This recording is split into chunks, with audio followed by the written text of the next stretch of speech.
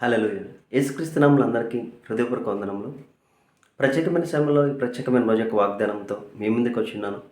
దేవుడు ఈరోజు మనకు అనుగ్రహించిన వాగ్దానము 2వ దినవృత్తాంతములు 1వ అధ్యాయము 12వ వచనము. రాజులకైనను కలుగని ఐశ్వర్యమును సొమ్మును ఘనతను నీకిచ్చేదను. హల్లెలూయా. ఈ వాగ్దానం ద్వారా మనం దీవించబడును గాక. ఆమేన్. ఎప్పుడైతే ఇచ్చిన వాగ్దానం బట్టి అడుగుతామో అడిగిన సమస్తాన్ని దేవుడు మనకి అనుగ్రహిస్తాడు. ఈ వాగ్దానం బట్టి మనం ఏదైతే ప్రార్థిస్తామో మన విశ్వాసం ద్వారా మనకి ప్రస్తుతం ప్రతి విషయంలో కావాల్సింది విశ్వాసం. నీ విశ్వాసం మీద నువ్వు ఎప్పుడైతే ఆనుకుని ముందుకు వెళ్తావో, నీ విశ్వాసం మీద నువ్వు ఎప్పుడైతే నిలబడతావో, దేవుడు నా కొరకు సమస్తాన్ని జయించున్నాడు, నేను ఆయన విశ్వసించడం ద్వారా సమస్తాన్ని జయించిన అనుభవము నాలో ఉంది, నేను ఏదైనా చేయగలను ఎప్పుడైతే నువ్వు అనుకుంటావో, ఆ విశ్వాసం ద్వారా నీ జీవితంలో అనేకమైన కార్యాలు చేస్తాడు.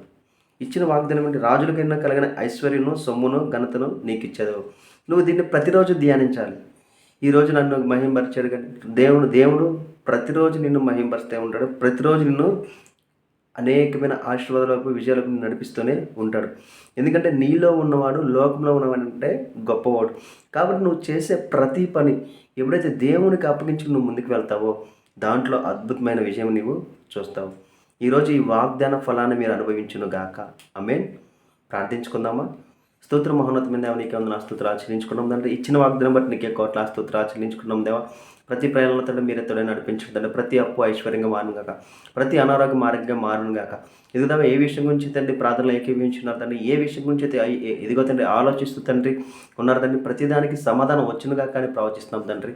కావాల్సిన ప్రతి ఒక్కరికి కావాల్సిన ప్రతి ఒక్క సహాయాన్ని అందచేయమని నజరేయుడైన యేసుక్రీస్తు నామములో అడిగి వేడుకొంచున్నాం తండ్రి. ఆమేన్. అందరికీ హృదయపూర్వక వందనములు.